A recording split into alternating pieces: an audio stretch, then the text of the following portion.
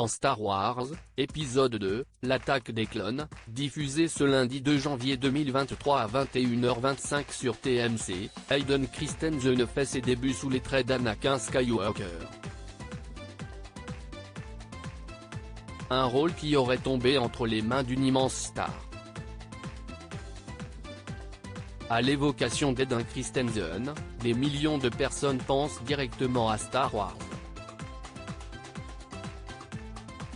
Alors inconnu du grand public, le jeune acteur canadien se révèle aux yeux du monde en 2002 sous les traits d'Anakin Skywalker dans Star Wars, épisode 2, l'attaque des clones. Avant de reprendre le rôle et basculer du côté obscur dans la conclusion de cette prélogie, la revanche des Sith. Il enfilera même à nouveau le costume de Dark Vador plus de 15 ans plus tard dans la série Obi-Wan Kenobi, qui a vu le retour d'un autre personnage emblématique. Comme souvent au cinéma, et en particulier dans ce type de production, de nombreux acteurs ont été envisagés au début des années 2000 pour incarner ce rôle principal. Avant Hayden Christensen, les noms de Matt Damon, Christian Bale, Jared Leto, ou encore Paul Walker circulaient à Hollywood, pour ne citer que. Et une autre immense star est à l'époque dans les petits papiers de George Lucas, qui a émis certains doutes sur Baby Yoda dans The Mandalorian. Un jeune acteur déjà star. Nous sommes en 2000.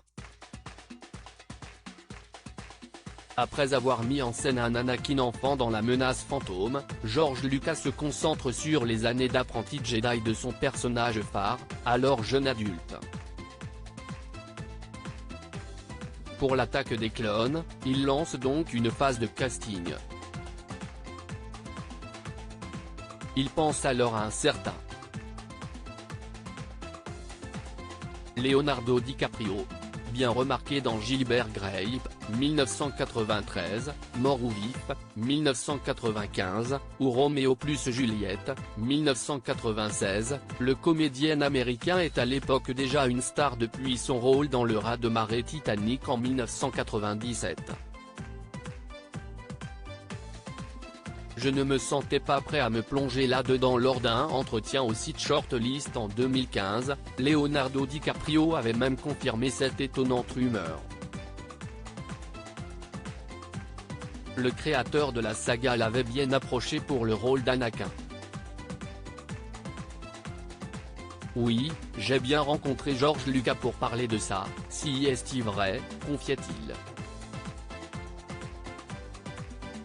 Et le principal intéressé de préciser la raison simple de son refus, je ne me sentais pas prêt à plonger là-dedans, à ce moment-là de ma carrière.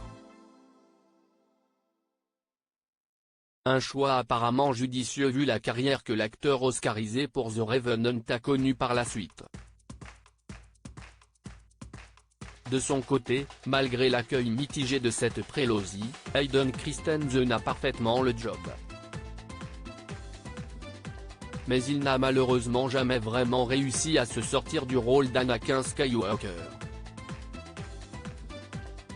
À lire aussi Star Wars, la revanche des Sith, TMC, de Yoda à Kylo Ren, notre classement de tous les personnages de la saga, infographie.